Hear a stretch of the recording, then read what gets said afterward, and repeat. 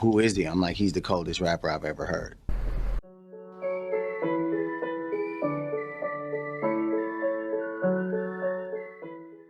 Hello again and welcome back to another one, and today we have a couple of topics to cover, from battle rapper Juice, who recently spoke about Eminem underground battle rap days before he met Dre, and the timing is quite interesting as this popped up around the time when Snoop Dogg warned rappers about Eminem, reminding them that he's still the same, and we'll get to more on this in a bit.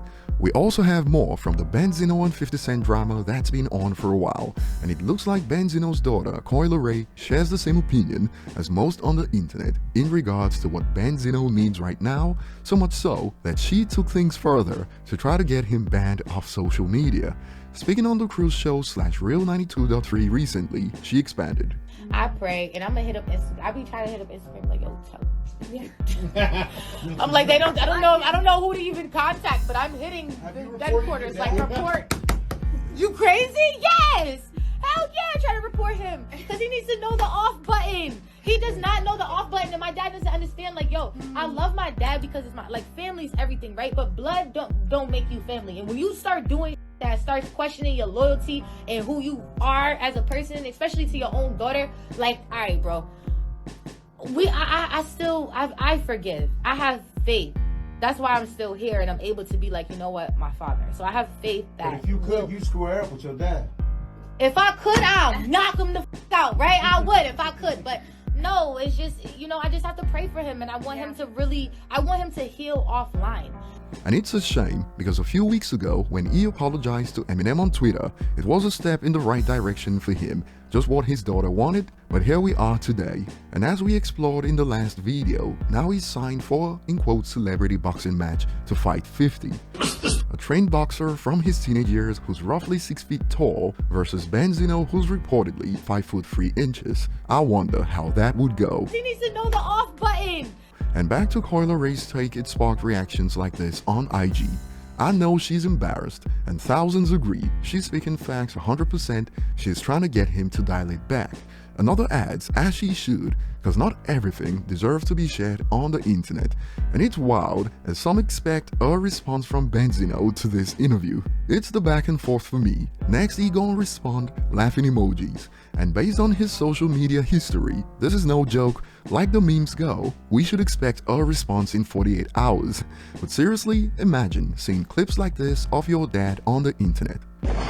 Yo, you with my wife. You get in water? I can't believe you. What the? Bro, that's tough, bro. That's tough. Moving on to the next point today, just around the time when Snoop talked about Eminem warning rappers that nothing's changed and Eminem is still that dude, it was interesting to see how some detractors handled that. Some already accused Snoop of riding Eminem's knob a little too hard, and some believe all these warnings to fear Eminem when he hasn't particularly destroyed anyone on a diss battle is strange. You've been asleep, Cap. And this sparked reactions like Pac and Big had personal beef, Nas and Jay had their reasons as well, Eminem had his issues with the source, and Ja Rule did the mistake of mentioning his daughter. MGK dissed him and talked about his daughter, but I never saw Nas, Jay, Wayne, or any other elite rappers dissing him in his whole career. Funny how his detractors ignore his origins and always want Eminem to be the one to start problems, but never ask why the typical top 10 rappers never start ish with him. The onus is always on Eminem for some reason, and to that a user expands. Eminem starts his whole career battle rapping and winning diss battles. Wrong, nail in the coffin, go to sleep, quitter, can I beat this, monkey see, monkey do, just didn't happen, bro. And going back to the early days, Juice, who Eminem mentioned on Discombobulated, in a recent interview spoke about what it was like when he met Eminem, and he was ahead of the curve based on what he thought of Eminem before Dre introduced M to the world. Well, it started out in Cincinnati when I battled Eminem, and I was fortunate enough to beat him. And after I beat him, Wendy Day called me and told me she was doing a rap Olympics competition. And I told her about Eminem. And she was like, who is he? I'm like, he's the coldest rapper I've ever heard. We should bring him to LA. When I first met Eminem, I met him in Cincinnati. And in Cincinnati, he was a brash young dude who had never lost a battle, and so was I. And he basically was like, if we battle, it's gonna be ugly. and we was at the bar, and I ordered like 3 Heinekens, and I gave him 2. And he's like, "Why'd you give me 2 Heinekens?" I'm like, "Well, you Eminem. It's one for both of y'all." So the mental game started there. But I knew he was as good as me, possibly better. But I felt like I had enough to pull it out if we went head to head. And in reaction to this, some have expanded. Nice.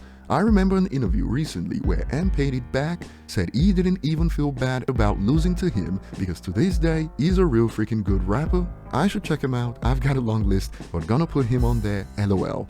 And I believe it's from the Mike Tyson interview, and I found an interesting take that I haven't been able to verify. A user states, "I remember Eminem did 2 interviews, one in 98 and another in 99, and he said he should have won, but it was some favoritism BS. And to this a user responds, he was talking about otherwise from Rap Olympics, not Juice, he respects Juice. And based on what he said about how Jimmy got Eminem's tape multiple times, we ended up giving Eminem's demo tape to a friend of ours named Evan, who was producing for Interscope at the time. And Evan gave the tape to Jimmy, and apparently Jimmy had already got the tape from somewhere. And when he saw it twice, he was like, "Wait a minute, I gotta like really look at this tape." a user expands, explains why there's so many versions of the story of how Jimmy got the tape because he probably got it a number of times. But over to you guys, share your thoughts below. Thanks for watching, like and subscribe if you enjoy content like this, and see you on the next one.